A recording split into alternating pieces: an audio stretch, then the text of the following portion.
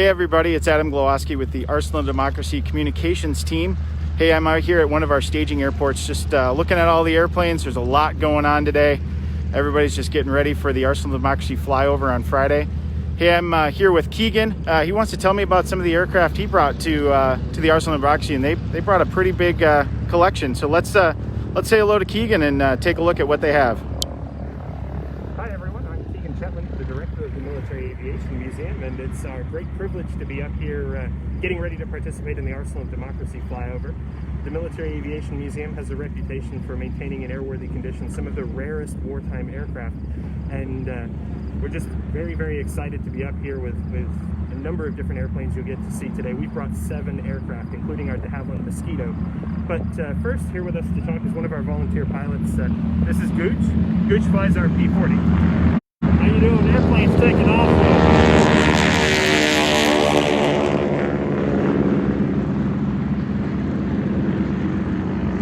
Beautiful sound of freedom just went by. I've flown for the museum for about 5 years. I've been an absolute honor of flying this P-40 aircraft, our Kitty Hawk. It was the first aircraft in our collection at the museum. One of 7, like as Keegan said, here.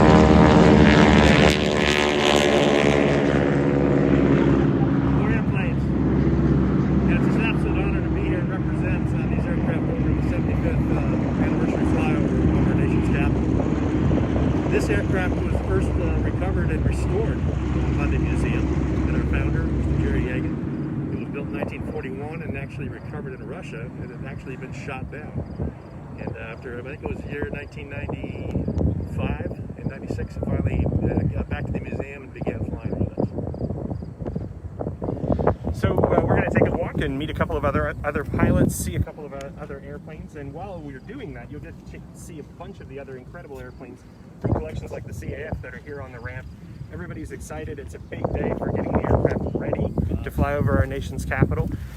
It's a great honor and a privilege for the air crews. Many of these air crews are volunteers. Our aircraft are exclusively flown by volunteers. The same is true of collections like the CAF.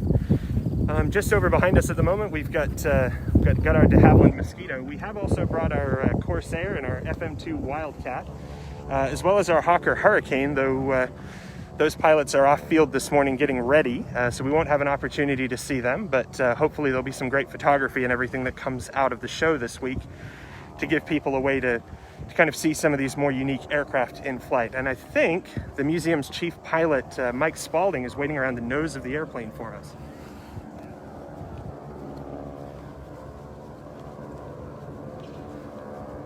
Hey, Mike.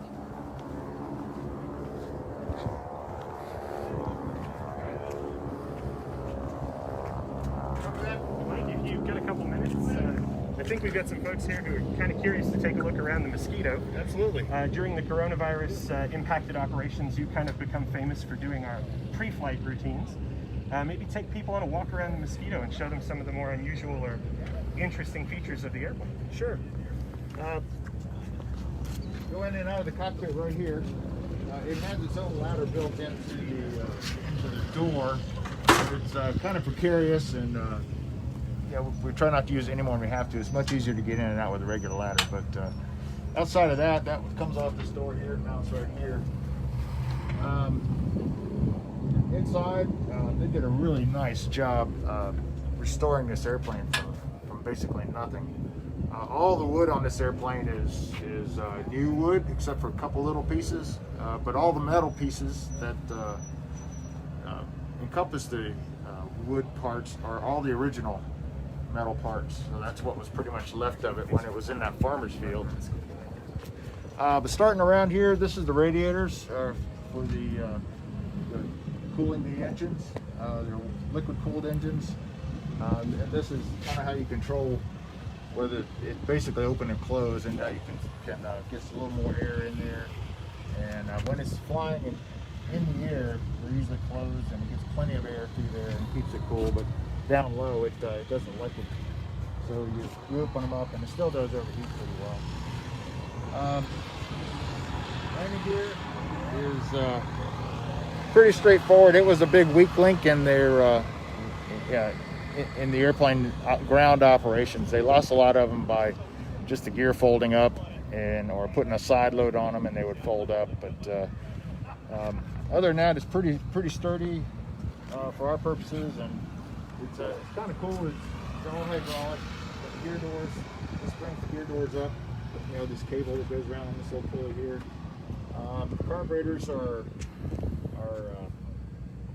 float type carburetors, and actually have oil running through them. So when we shut down, we actually bring up the power to get that oil out of the carburetors. But these little pants that we take off before we fly, but that's to catch the oil that does drip out of the carburetors. Everything on the airplane is wood. The wing and the fuselage is all wood. Pretty much the only metal is the nacelles and the engines and the landing gear and a lot of other little small parts. But it's a one-piece wing, goes all the way through from one side to the other. There's no attachments in the middle. And there's not a whole lot to look at out here. A couple of inspection panels, but ailerons. This airplane becomes a different airplane at 200 mile an hour. When it's under 200 mile an hour, it's kind of doggy. Takes a lot of input to get a little bit out of it. But when it gets over 200, it becomes the fighter. The fighter part of the fighter bomber, they call it. It's actually like a bomber under 200 and a fighter over 200. It's really an awesome airplane. Flaps, they're split. There's one on the inside and the outside of the nacelle. And definitely need them to go down. Up in the gear well is where you have ground locks so they don't fold up on the ground. Before you move it, you want to do that. That's where you check your oil. There's a sight gauge in there. Back here is basically all solid. There's nothing here but wood. There's the fuel tank up in the top there. And of course there's fuel in the wings, inboard and outboard tanks.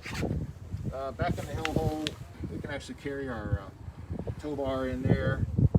And the brakes on this airplane and the coolant doors are operated by air.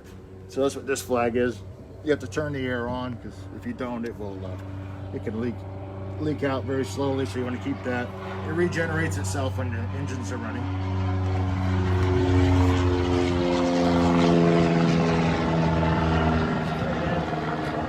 All the things to look at. Torpedo cover up there. This is all wood, so just want to make sure this. Incidentally, this wood is covered with fabric, just like a fabric airplane, a typical fabric airplane. So that's why you might see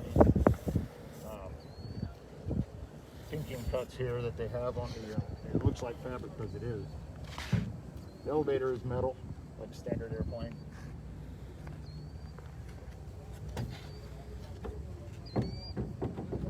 Control surface on the rudder is fabric.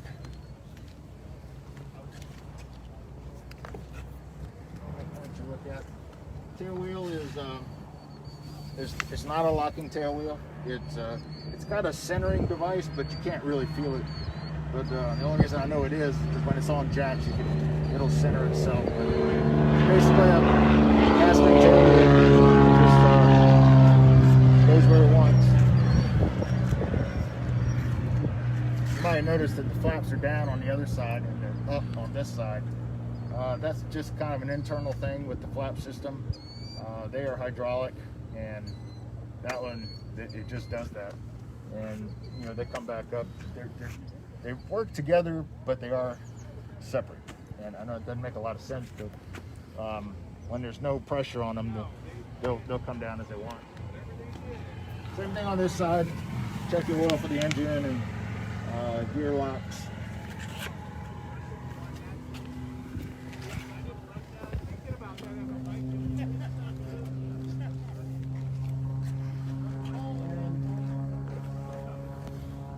That's basically it. You got your landing light there, like most of them back then, to come out and point forward.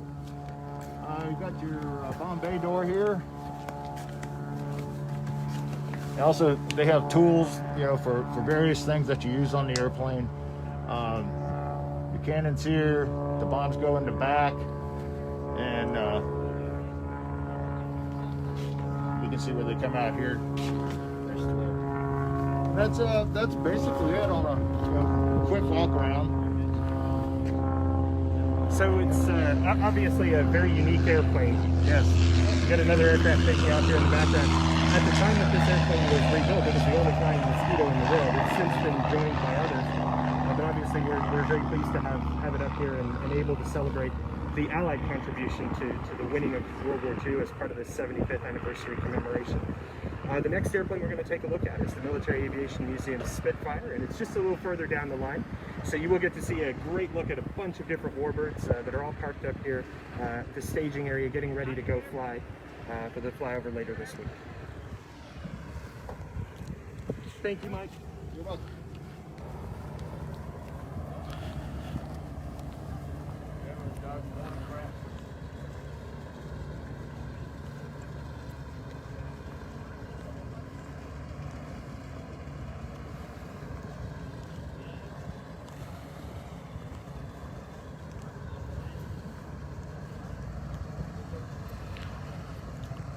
This is another aircraft from our collection. We've also brought our Hawker Hurricane up here.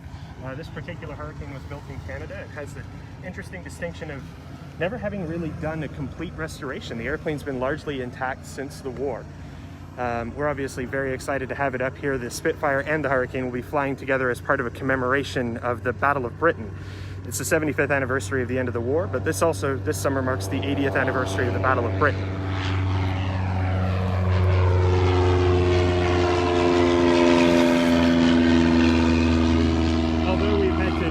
All of our air shows for this year, obviously due to the impacts of the coronavirus, we have fortunately been in a position to be able to continue our weekly flying demonstrations down at the Military Aviation Museum.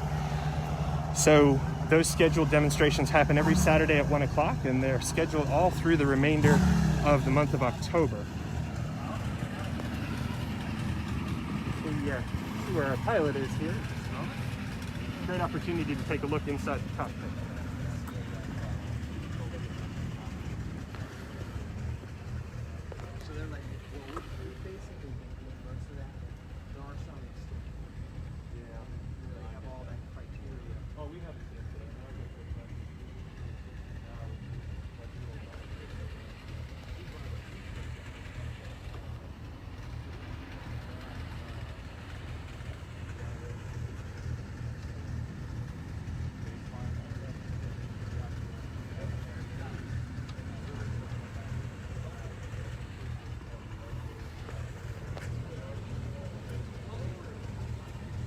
All right, you want me to wear it this way or this way? Oh.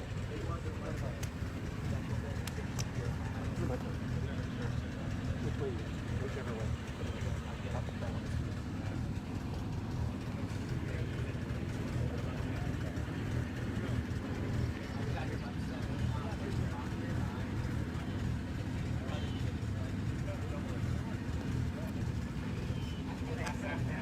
Alrighty, and so this is the Military Aviation Museum Spitfire, and we have managed to track down its famous pilot, Pappy.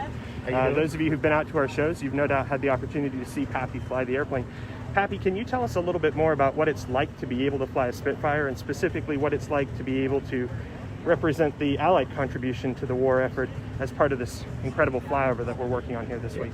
This is a 1943 Mark 9 Spitfire. It did most of its wartime history. North Africa, Malta, all of those places there in the desert. Was not in the Battle of Britain, because Battle of Britain was in 1940. It's a wonderful airplane to fly. I mean, it's a hot rod. It's almost like an aerobatic plane, and the controls are so sensitive on it, and it's everything everybody talks about of how great an airplane this is. It's almost perfectly balanced. I mean, rarely do I have to touch trim or anything on it. This airplane, along with the Hurricane, we would have been a lot longer getting to Germany had it not been for the Spitfire and the Hurricane in World War II. The Spitfire got all the glory, I guess, because it's really a beautiful airplane. I'm not taking away from the Hurricane. But because of this airplane and the Hurricane was able to go after the bombers, and the Spitfire went after the fighters to keep the fighters off of the Hurricane. So as a combination like that, they were able to really hold Germany off from invading England, which gave us the stepping stone to be able to come across. And if we had to fight this battle all the way from America, or either come up through Africa and those countries, it would have prolonged the war tremendously. So these are the real heroes, and obviously the real heroes were the pilots that flew these. And not just the pilots, the Women's Air Force over in England that ferried these from the factories to, the first line fighting groups, like 11 Group, 12 Group. It was a combination of, it was a total war effort with everybody. And then we had the Americans go over, the Eagle Squadron. And the Eagle Squadron were American fighter pilots that volunteered to go over. They gave up their commission in the Air Force prior to us entering it. And they fought for the Brits. The 71st Squadron was the first one, and it was part of the 4th Fighter Group, which 4th Fighter Group now is stationed at Seymour Johnson, flying F-15 Eagles. So it's a lot of history.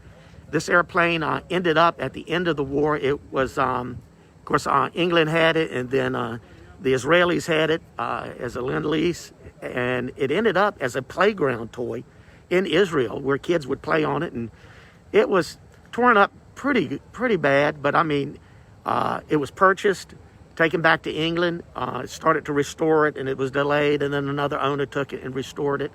And I believe this was, I think, the second airplane that the Military Aviation Museum had, the first one being the P-40. This was originally built in Castle Bromwich in England. And it's got a unique thing. If you notice the question mark on it, you'll never see another plane with this question mark. And then when this first came to a squadron, or the new commander came to the squadron, Flight Officer George Sylvester, crew chief says, "Sir, what do you want? You want flight A or flight B?" Because they could be in charge of, they were in charge of both, but they put the markings in whichever one they wanted. And his remarks were, well, there's sort of a question mark about that. And so the next day when he came out, they had the question mark on his plane, and it stayed on this, in that squadron, I believe up until the 60s, the squadron commander always had the question mark. You look up in MJ 730, that was the original number, and now it's 730 Mike Juliet. You can read the entire history of this airplane online. So it's really, really unique. It is a combat airplane. There's a lot of warbirds here that were not combat. They were, stationed in the States, the latter models. But this is truly a combat aircraft right here. It fought, it had some kills in the war. So you're looking at a true piece of history right here. All right, we're ready to take a, thank you, Pappy. Thank you for everything. We're looking forward to see the airplane fly, and fly safe. Take care. So, as Pappy said, this airplane's truly a combat veteran. That's something that's very special to us at the Military Aviation Museum. We have a number of rare airplanes, but we also have a number of airplanes that have actual combat history. Our P-40, the first airplane in our collection, recovered in Russia, actually, shot down, as Gooch mentioned. The airplane we're walking over to now is the Military Aviation Museum's PBY Catalina. This airplane was built in San Diego and flew 19.2 hours to Norfolk, Virginia, where it received combat equipment in order to be able to patrol the mid-Atlantic. So we're actually going to meet the pilot today, Bob, and both pilot and co-pilot are named Bob, so we often refer to them as the two Bobs. We'll also get to meet a member of our fighter factory team who actually maintain these airplanes and have a big part in getting them up here to the ramp and able to participate in these kind of demonstrations. So I think Bob's ready for us.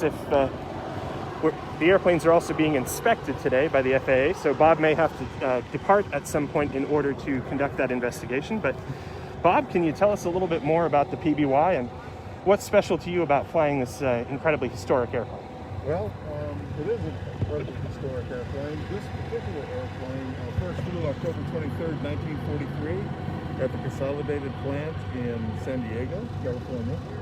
And approximately 2 to 3 weeks after that, the Navy actually took delivery of the airplane and flew it non-stop, 19.2 hours, all the way to what is now Chambers Field Naval Air Station in Norfolk, Virginia. Today, the airplane resides at the Military Aviation Museum as part of the collection there. We hope people come out to the museum and become inspired and have an opportunity, as I always like to say, experience all 5 senses with these airplanes, because we fly these airplanes, and yes, there is a taste to it. So we encourage everybody, if you're in the Virginia Beach, Norfolk area, come please visit the museum, become inspired.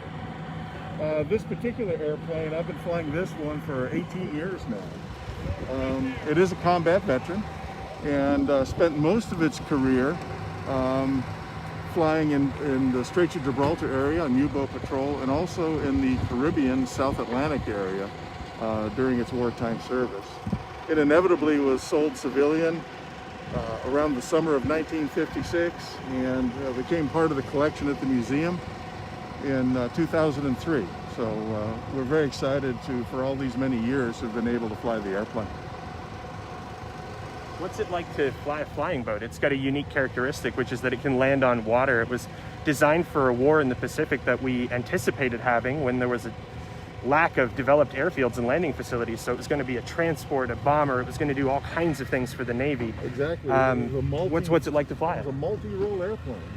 What it's like to fly, I always joke and say it's a ponderous airplane to fly. It's very antiquated in its design. And it was originally designed, as Keegan just mentioned, as a straight flying boat. It wasn't converted to be an amphibious airplane until June of 1941. So that is actually an afterthought in the airplane and not part of its original design scheme. If we walk over here to the nose, we can actually see where the bomb sight would have been fitted, and Yes. you can see the nose turret, which is somewhat hard to come by on modern museum PBYs, though a lot of them were ferried over after the war. This one was added back to the airplane. Yeah. And you can see that incredible boat hull as well. Do you feel that boat hull flying the airplane? Is it kind of... In the air? Yeah. No, not at all. On the water, of course, and I can only compare it to several other large flying boats which I'm type rated in. It's a very anachronistic hydrodynamic design. It operates in a very narrow envelope on the water compared to, say, even an albatross, Grumman albatross, which is a 12-year later design. Hydrodynamically, this airplane was designed in 1934, 1935. So it operates in a very narrow envelope. Designs years later, of course, would be very different in their characteristics and how they operated off the water. But it is a unique airplane to have on the water, certainly a unique experience. This particular airplane we no longer place on the water for many reasons. It is a very rare airplane, and it is a combat veteran. And all that history with this airplane is documented. We have all the original logbooks showing all the patrols the Navy did flying and utilizing this aircraft. So it's very rare. It's a great opportunity to be able to have flown this airplane for the past 18 years. I've flown 6 different PBYs, and certainly this one is my most favorite. You want to take a look inside the airplane? We've got John over here. Thank you, Bob. You bet. John is the mechanic at the fighter factory who's responsible for the PBY. Takes a considerable amount of effort to keep these airplanes going, and to get them up here to participate in this flyover is a particularly complex maintenance task of making sure that the airplane is ready and safe and able to do that. John's actually also spent the early part of the year working on a bunch of interior restoration to this airplane, trying to return it to its wartime configuration. So I think there's a special treat for everyone on the Facebook live stream that we'll part ways here, but invite you to join John inside the PBY to take a look at the airplane and the work that he's been doing. And we hope to see you out at the Military Aviation Museum sometime in the not too distant future. Welcome aboard. Just watch your head as you go into the airplane. Keep your head low. There you go. Now you can stand up. Wartime, there would have been no door. There would have been a complete table here for navigational charts and whatnot. On this side, there would have been radio operators and communications tables. So we don't have those here because we carry passengers. But I have started to turn it into the as close as we can to the original grain that was supposed to be in here. I got as far as this bulkhead, and we kind of ran out of time for everything. But in the future, we're gonna put more stuff in the turret section there. We're looking for replica 30 cals to go up in the turret. If you want to, you can actually get down and look in there a little closer.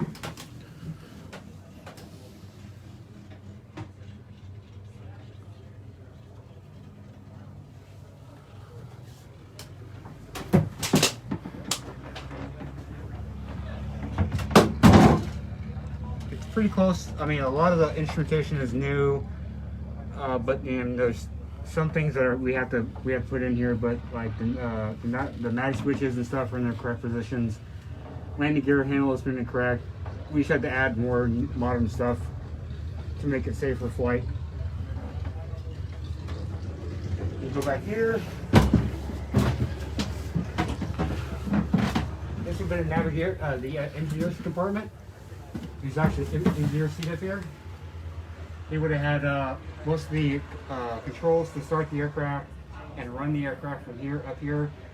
We don't have those here now. We're trying to at least make a mock-up of it. So when you're walking through here or whatever, you can actually see everything. There would have been a galley here for cooking meals because they could stay up 12, 18 hours. So they had meals. Other compartments, other stuff in here, but that we don't use, like in an APU. We don't need that here, so we don't have it. We are going to try and mock up some stuff for the future.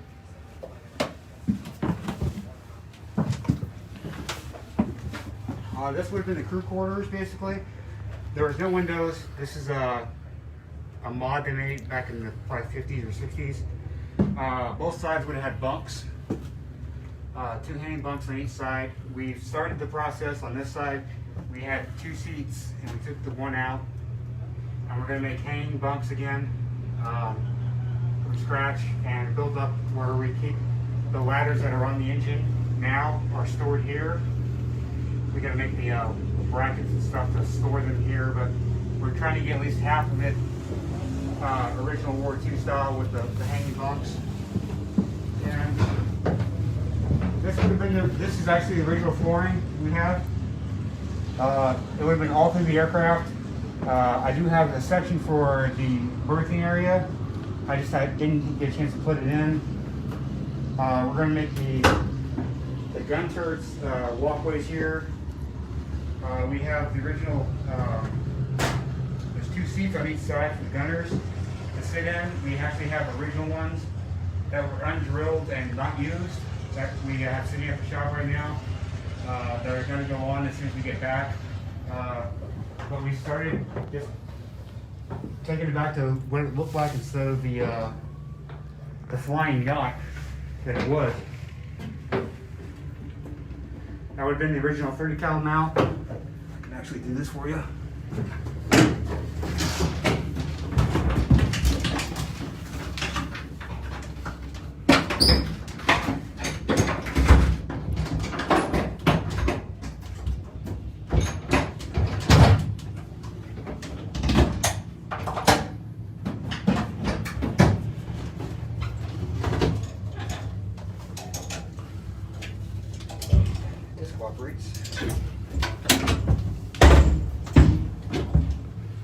We're missing part of the mount, but this is the main part of the mount. Gun would have had 30 cal would have been sticking out the back, so anybody coming up underneath could be shot at. And he would have been laying down here just looking out.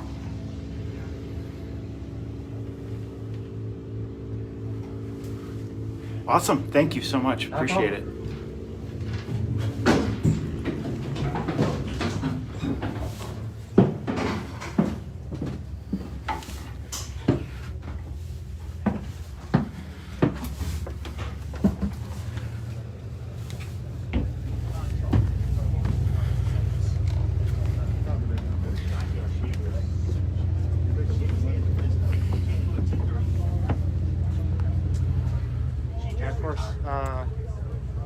If you watch the video back again, there's a ladder in there that would have been stuck to the side, so if they got downed airmen, or originally would have actually gone in through up the ladder into the blister to get in the aircraft, because again there was no front door like we have now, so they would have all gone through here.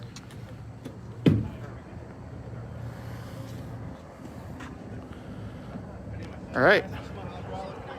Thank you very much. All right, everybody. We're going to sign off here in just a second, but just want to remind you, so many things going on this week. We're going to come back from our staging airports.